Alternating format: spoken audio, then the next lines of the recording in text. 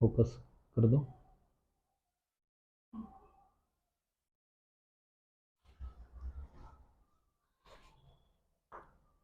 तो अब हम करते हैं E M W, electromotive wave, electromagnetic wave.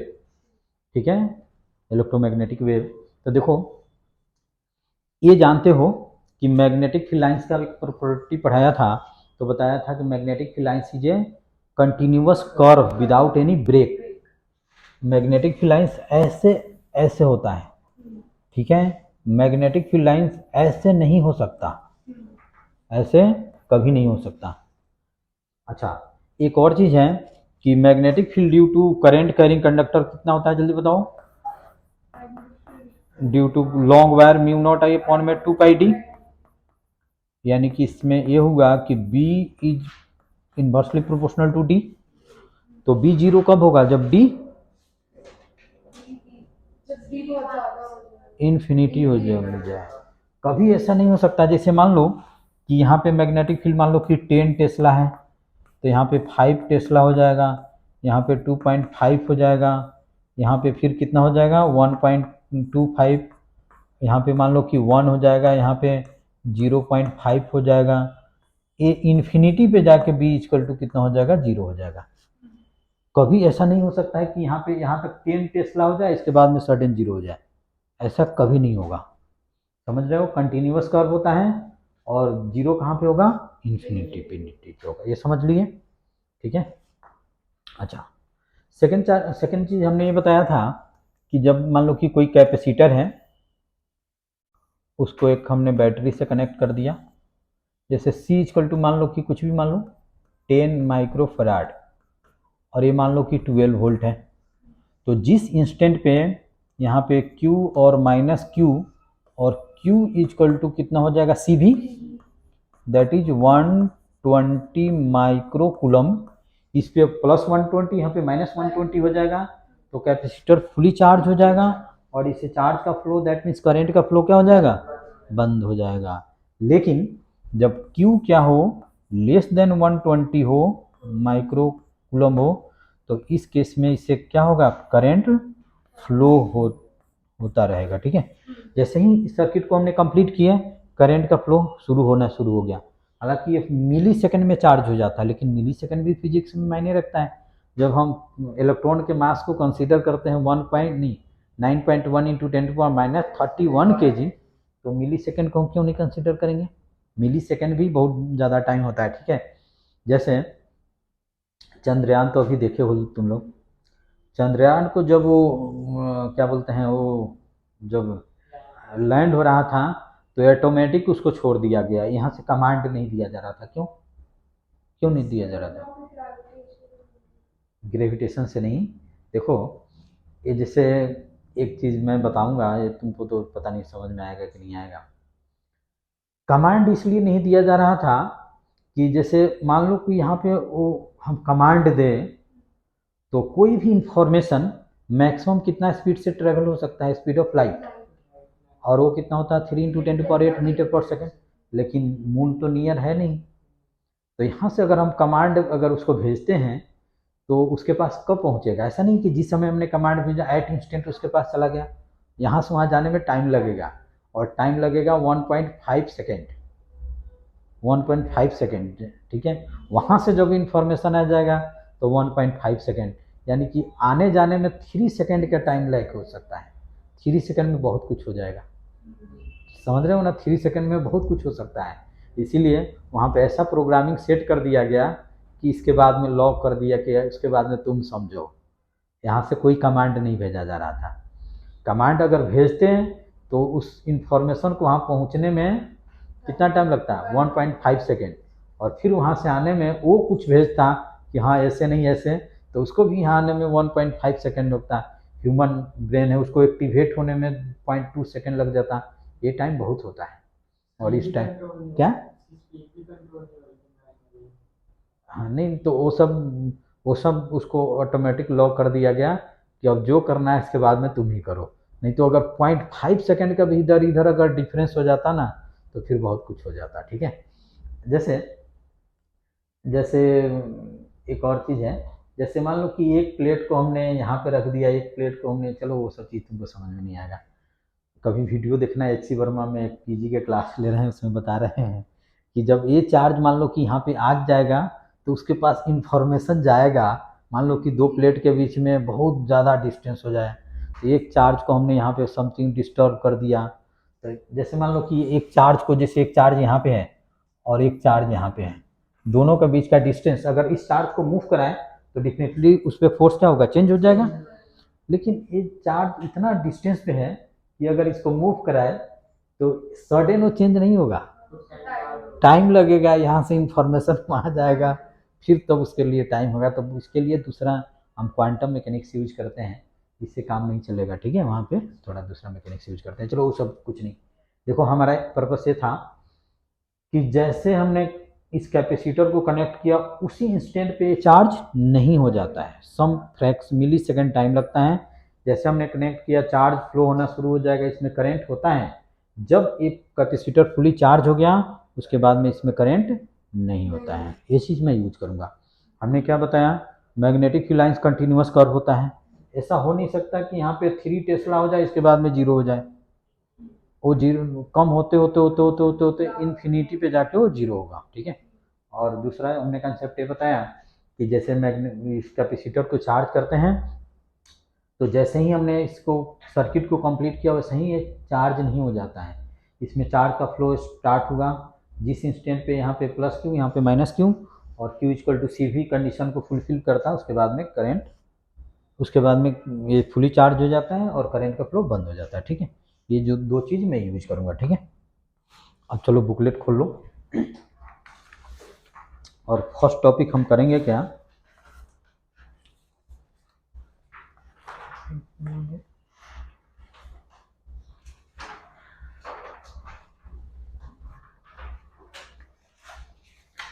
देखो इनकंसिस्टेंसी ऑफ एम्पियर सर्किट अला, फर्स्ट टॉपिक है इनकंसिस्टेंसी ऑफ एम्पियर सर्किट अला। मैक्सवेल ने एक कैपेसिटर को चार्ज कर रहा था तो उसमें एम्पियर सर्किट लॉ अप्लाई किया, और कैसे अप्लाई किया, तो फर्स्ट टॉपिक लिखो इनकंसिस्टेंसी ऑफ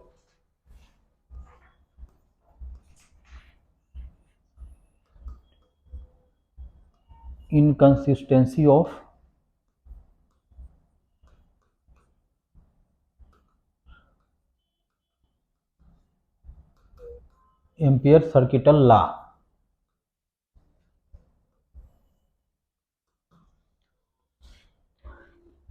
ये एक्सपेरिमेंट किसने किया, मैक्सवेल ने किया।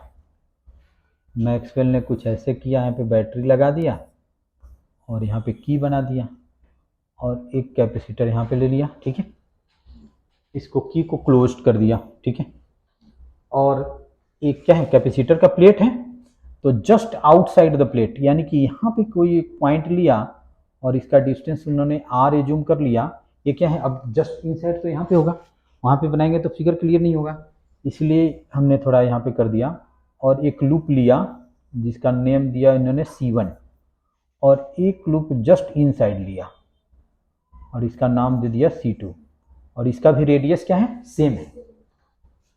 फॉर C1 के लिए एम्पियर सर्किट लॉ अप्लाई किया, तो एम्पियर सर्किट लॉ क्या होता है, B.dl equal to mu not I, और एक तब बात है जब कैपेसिटर फुली चार्ज नहीं हुआ है, कैपेसिटर फुली चार्ज नहीं हुआ है, जैसे मान लो कि ये C है और ये V है और इस केस में Q is less than CV है, उस कंडीशन की बात हो रहा है जब इससे तुम्हारा करंट फ्लो कर रहा है, ठीक है। तो इसमें तो ये आ गया, समझ रहे हो, तो ये इक्वेशन आ गया, ठीक है। अच्छा, फिर फॉर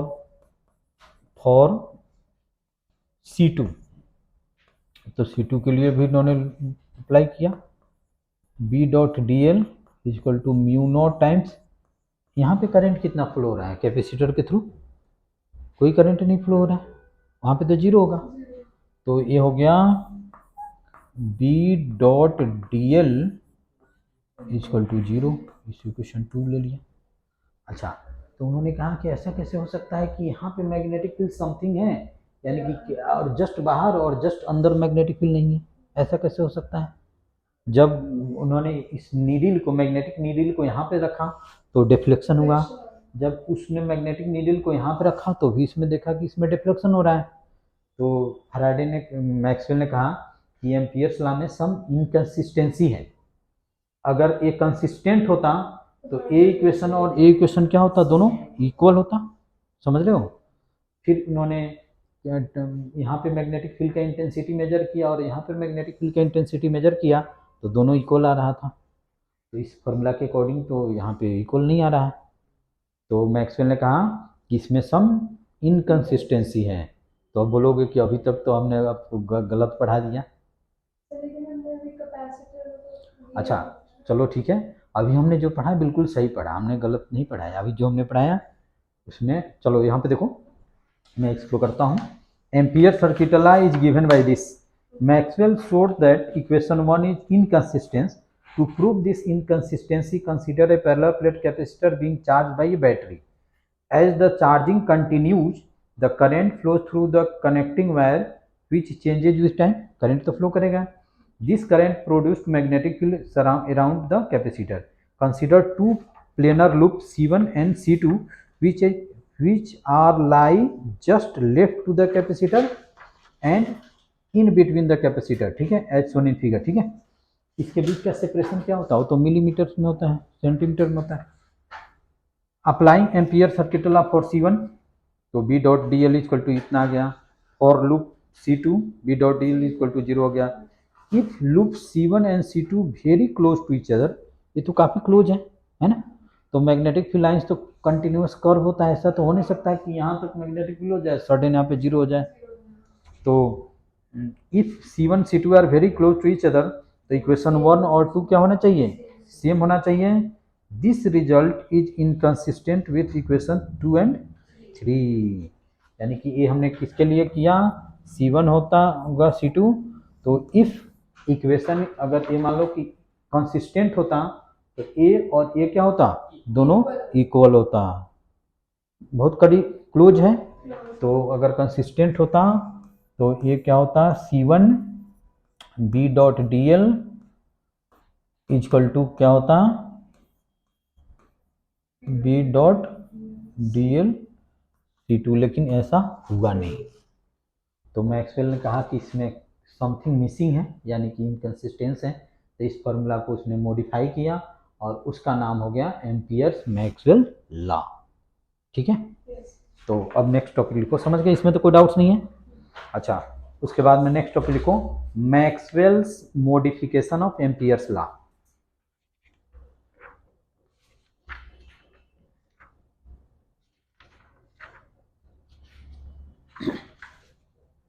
इसको नोट करना है, ऐसे बुकलेट में लिखा हुआ है, समझ रहे हो ना, तो समझा रहा हूं।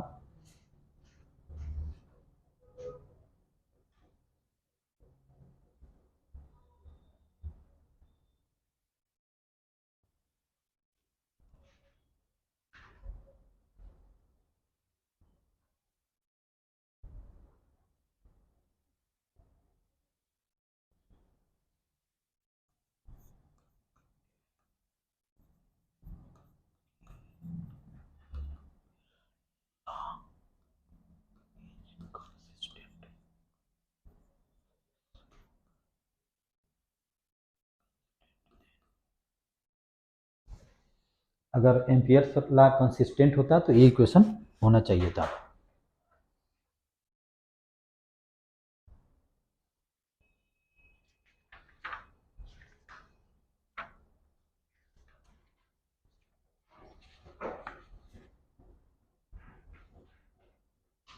ठीक है,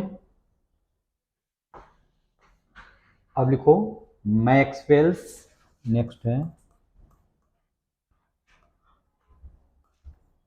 मैक्सवेल्स मॉडिफिकेशन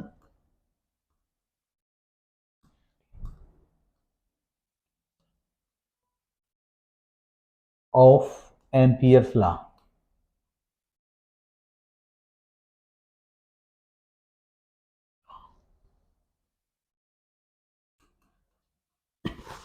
अच्छा, ये बताओ कि मैग्नेटिक फील्ड का सोर्स क्या है। इलेक्ट्रिक फील्ड का सोर्स क्या है? Stationary charge. और मैग्नेटिक फील्ड का सोर्स क्या है? या करंट कैरिंग कंडक्टर। ठीक है, तो मैक्सवेल ने सोचा फैराडे लॉ ऑफ इंडक्शन क्या है? किसी लूप में अगर मान लो कि मैग्नेटिक फ्लक्स चेंज करे, that means magnetic field change करें, तो उसमें ईएमएफ डेवलप हो जाता है, यानी कि पोटेंशियल डिफरेंस डेवलप हो जाता है। और जहाँ भी पोटेंशियल डिफरेंस डेवलप हो वहाँ पे इलेक्ट्रिक फील्ड डेवलप होगा। तो मैक्सवेल ने ये सोचा कि फैराडे ने जब बताया था, प्रूव करके बताया कि अगर किसी रीजन में मैग्नेटिक फील्ड चेंज हो जाए तो वहाँ पे इलेक्ट्रिक फील्ड प्रोड्यूस हो जाता है। तो क्या ऐसा पॉसिबल नहीं है कि किसी रीजन में अगर इलेक्ट्रिक फील्ड प्रोड्यूस चेंज हो जाए तो वहाँ पे मैग्नेटिक फील्ड प्रोड्यूस हो जाए? मैक्सवेल ने कहा ये भी पॉसिबल है कि अगर किसी रीजन में इलेक्ट्रिक फील्ड चेंज हो जाए, that means electric flux change हो जाए, तो उस रीजन में क्या होगा? मैग्नेटिक फील्ड प्रोड्यूस हो जाएगा। जैसे कि फैराडे ने बताया था कि अगर किसी रीजन में मैग्नेटिक फील्ड चेंज हो जाए, that means magnetic flux change हो जाए, तो वहाँ पे क्या होगा? इलेक्ट्रिक फील्ड प्रोड्यूस हो जाएगा। ठीक है, तो चलो मैं इसको पढ़ के बता देता हूँ, समझ गए? तो to modify ampere's law, Maxwell followed a symmetry consideration. According to Faraday law, a changing magnetic field induces an electric field. EMF develop होगा तो इलेक्ट्रिक फील्ड भी डेवलप हो जाएगा। Hence a changing electric field must induce a magnetic field. ठीक है, as the current are source of magnetic field, a changing electric field must be associated with current.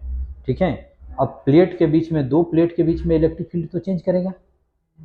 दो plate के बीच में जब charge, जैसे दो, यहाँ पे हमने ये बताया था क्या, एक कैपेसिटर है, इस पे मान लो कि प्लस क्यू है, यहाँ पे माइनस क्यू है, और ये सी है, इसको हमने भी से कनेक्ट किया हुआ है। ठीक है, तो इस केस में क्या है, क्यू इज लेस देन सी भी, चार्ज हो रहा है, तो यहाँ पे इलेक्ट्रिक फील्ड क्या होगा? ऐसे होगा। और इलेक्ट्रिक फील्ड कितना होता है जल्दी बता दो? सिग्मा बाई एप्सिलॉन नॉट, ये तो याद होगा। और सिग्मा क्या होता है? क्यू अपॉन में ए एप्सिलॉन नॉट। ठीक है, तो इस रीजन में क्या हो गया? इलेक्ट्रिक फील्ड चेंज हो रहा है ड्यूरिंग चार्जिंग, तो इलेक्ट्रिक फ्लक्स चेंज होगा, तो यहाँ भी क्या होगा? मैग्नेटिक फील्ड प्रोड्यूस होगा। मैक्सवेल ने ऐसा बताया था, और ऐसे नहीं बताया था, वो एक्सपेरिमेंट करके बताया था। ठीक है, ये changing electric field must associated with current. Maxwell called this current as the displacement current. यहाँ पे जो, यहाँ भी करेंट होगा, चेंजिंग इलेक्ट्रिक फील्ड के चलते यहाँ पे क्या होगा? मैग्नेटिक फील्ड प्रोड्यूस होगा, और मैग्नेटिक फील्ड का सोर्स क्या है? करंट है, तो डेफिनेटली यहाँ पे करंट होना चाहिए। और यहाँ पे जो करंट होगा उसको मैक्सवेल ने बोला डिस्प्लेसमेंट करंट। ठीक है, displacement current called displacement current. ठीक है, Maxwell call this current as a displacement current which is different from conduction current produced by drift of electron. यहाँ पे जो करंट प्रोड्यूस हो रहा है कंडक्शन करंट है, और कैसे प्रोड्यूस हो रहा है? Due to motion of electron, यानी कि ड्रिफ्ट ऑफ इलेक्ट्रॉन। यहाँ पे जो करंट प्रोड्यूस हो रहा है due to drift of electron, यहाँ पे जो करंट प्रोड्यूस हो रहा है due to change of electric field और इलेक्ट्रिक फ्लक्स। और इस करंट को हम क्या बोलेंगे? Displacement current. और इस करंट को हम क्या बोलेंगे? Conduction current. तो यहाँ पे जो करंट है उसको हम IC बोलेंगे, और यहाँ पे जो करंट है उसको हम ID बोलेंगे। ठीक है, और डिस्प्लेसमेंट करंट का उन्होंने फार्मूला दिया, मैक्सवेल ने फार्मूला दिया। तो ऐसे ही सिर्फ फार्मूला नहीं लिख दिया, इसके लिए बहुत बड़ा वो काम किया है। यहाँ पे तो हमको फार्मूला ही लिखना है। तो IC क्या होता है? IC तो जस्ट होता है dQ/dt, ये तो तुम पढ़ बे की हो। और इन्होंने डिस्प्लेसमेंट करंट का दिया formula epsilon naught d phi E upon में dt। फाई क्या है? Electric flux, D phi by D T, rate of change of electric flux. और इस फार्मूला को उन्होंने मॉडिफाई किया, और इस फार्मूला को उन्होंने मॉडिफाई करके ऐसे लिखा, B dot D L is equal to mu not times IC plus ID। और इसी चीज को फिर उन्होंने मॉडिफाई करके ऐसे बताया, B dot D L is equal to mu not times IC plus epsilon not D phi E upon में dt, ऐसे किया। और इसी इक्वेशन को बोला गया एम्पियर्स मैक्सवेल इक्वेशन।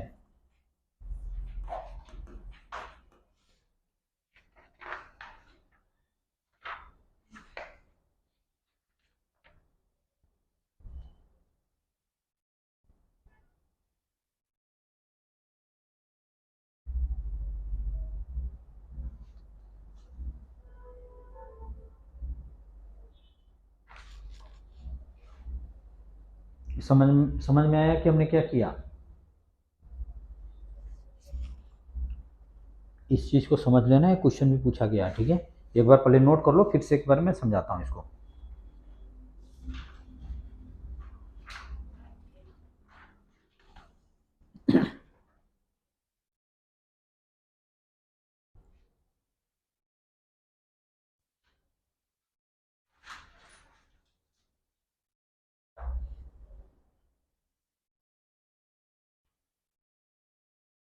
और जब ये फॉर्मूला हम अप्लाई करते हैं यहाँ पे दो लूप बना के C1 C2, तो दोनों जगह मैग्नेटिक फील्ड का मैग्नीट्यूड सेम आता है, ठीक है।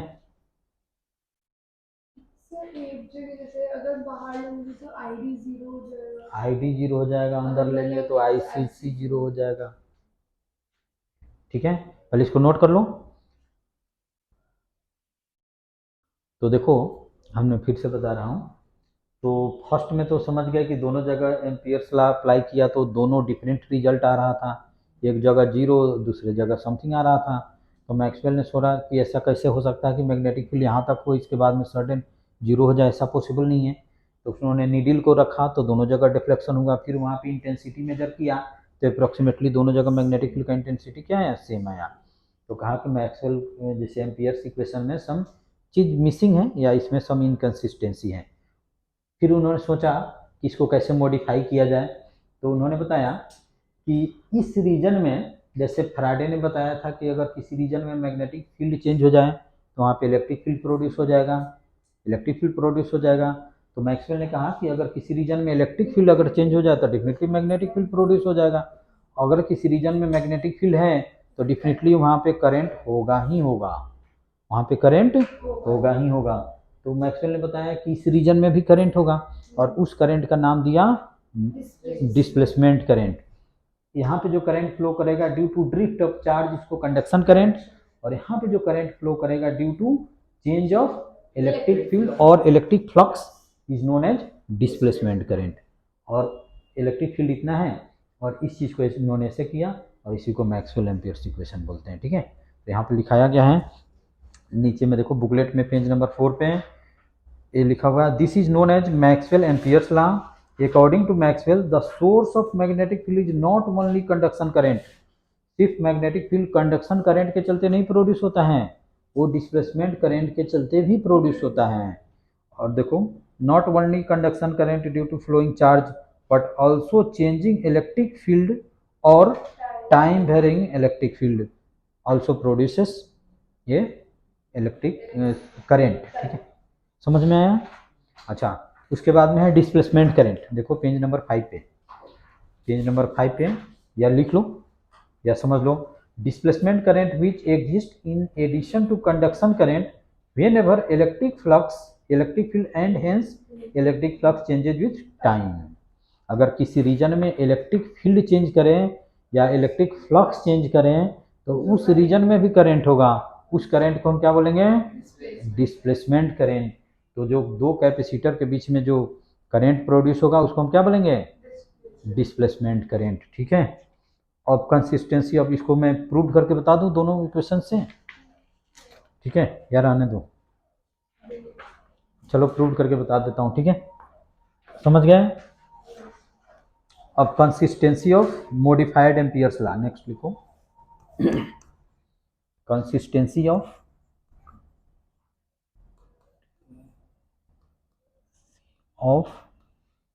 modified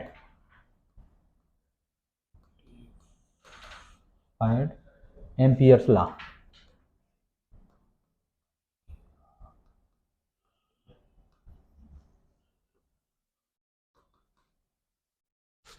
तो अब मैक्सवेल एम्पियर्स लॉ का फॉर्मूला क्या हो गया, जल्दी बता दो। B dot D L is equal to mu not times I C plus I D. ठीक है। अच्छा, फिर से हम वही ये दो क्या लेंगे, कॉइल लेंगे, लूप लेंगे। जैसे ऐसे कर दिया और ऐसे हमने क्या किया, इसको बंद कर दिया। ठीक है, तो इसमें डेफिनेटली करंट फ्लो करेगा, है ना। अब यहाँ पे लेते हैं एक लूप C1 और एक लूप यहाँ पे लेते हैं C2। तो लिखते हैं फॉर C1, ठीक है। यहाँ पे तो करंट होगा, तो फॉर C1 लिखते हैं तो B, और इसका भी रेडियस मान लो कि R है और ये भी रेडियस क्या है, R ही है। ठीक है, तो B dot D L is equal to mu not times I C plus I D. तो ठीक है, ये हो जाएगा B, ये कितना हो जाएगा 2 पाई R, और ये कितना हो जाएगा म्यू नॉट, और यहाँ पे आई सी इजकल टू कितना हो जाएगा, I हो जाएगा। ठीक है, तो यहाँ पे हम लिख देंगे B1 लिख देते हैं। तो B1 इजकल टू कितना हो जाएगा, म्यू नॉट आई अपॉन में कितना हो जाएगा 2 पाई R। यहाँ तक तो कोई दिक्कत नहीं है। अब लिख देंगे फॉर C2। ठीक है, फिर अप्लाई कर देंगे B dot D L is equal to mu not times I C plus I D. और मान लो कि यहाँ पे चार्ज है स्मॉल q और यहाँ पे माइनस q। ठीक है, और q क्या है, लेस देन सी भी है। ठीक है, तो यहाँ पे हम फर्दर लिख देंगे b, इसको लिख देंगे 2 पाई r, और यहाँ पे लिख देंगे म्यू नॉट, यहाँ पे 0, और यहाँ पे कितना हो जाएगा एप्सिलॉन नॉट अपॉन में डी टी। ठीक है, तो पहले हम ऐसा करते हैं कि फाई कितना हो जाएगा, फाई इजकल टू कितना होता है ई डॉट ए, और देखो यहाँ पे इलेक्ट्रिक फील्ड और एरिया वेक्टर क्या होगा, सेम डायरेक्शन में होगा। तो ये इलेक्ट्रिक फील्ड कितना हो जाएगा Q अपॉन में ए एप्सिलॉन नॉट इंटू ए, और कॉस कितना हो जाएगा 0, तो इससे कैंसिल आउट हो जाएगा। तो flux, electric flux is equal to कितना हो जाएगा Q अपॉन में एप्सिलॉन नॉट। अच्छा, इसको हम फर्दर लिख सकते हैं क्या, epsilon naught into phi E is equal to Q। Epsilon naught को इधर किया, दोनों साइड डिफ्रेंशिएट कर दो, तो ये हो जाएगा epsilon not D phi E upon में D T D Q upon में डी टी इजकल टू कितना हो जाएगा, आई के इक्वल टू हो जाएगा। जिस रेट से यहाँ पे चार्ज चेंज होगा वही करंट होगा। तो अब इसकी वैल्यू हम यहाँ पे पुट कर देते हैं, तो B, और ये कितना हो जाएगा 2 pi R is equal to mu naught, और एप्सिलॉन नॉट, इसकी वैल्यू देखो यहाँ से इसकी वैल्यू हमने पुट कर दिया I, तो B2 कर दो, यहाँ पे 2 कर दो, तो B2 इजकल टू कितना हो जाएगा म्यू नॉट I अपॉन में 2 पाई R, और दोनों जगह मैग्नेटिक फील्ड अब इसके से क्या आ गया, इक्वल आ गया, सेम आ गया। ठीक है, तो देखो इसमें इसी टाइप से किया हुआ है और प्रूव किया हुआ है कि, और इस दोनों से करके B1 B2 prove, thus proving the consistency of Ampere's modified law। ठीक है, यानी कि प्रूव कर दिया ऐसे B dot D L C1 equal to कितना हो जाएगा B dot D L C2, और इस तरह से प्रूव हो गया कि इस पॉइंट पे मैग्नेटिक फील्ड यहाँ भी अप्लीकेबल है और यहाँ भी अप्लीकेबल है। यानी कि amperes, Maxwell Ampere's law apply किए तो इस पॉइंट पे मैग्नेटिक फील्ड और इस पॉइंट पे मैग्नेटिक फील्ड क्या होगा, सेम आ गया, और एक्सपेरिमेंटली भी सेम ही हुआ। ठीक है, तो बस इतना ही हम रहने देते हैं, जल्दी नोट कर लो। ठीक है, अब बताओ इसमें क्या मैं एक्स्ट्रा पढ़ाया, एक डिस्प्लेसमेंट करंट पढ़ाया।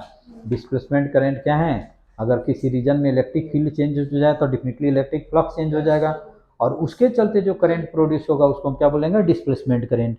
और डिस्प्लेसमेंट करेंट और कंडक्शन करेंट दोनों का सेम फिजिकल सिग्निफिकेंस है, यानी कि कंडक्शन करंट जिस तरह से मैग्नेटिक फील्ड प्रोड्यूस करता है उसी तरह से डिस्प्लेसमेंट करंट भी मैग्नेटिक फील्ड प्रोड्यूस करता है। ठीक है, अब डिस्प्लेसमेंट करंट ये सब डायग्राम सोर्स नेक्स्ट क्लास में ट्यूसडे को इसको कंप्लीट कर दूंगा मैं। ठीक है, ट्यूसडे को तो बस आज इतना ही रहने देते हैं। ठीक है।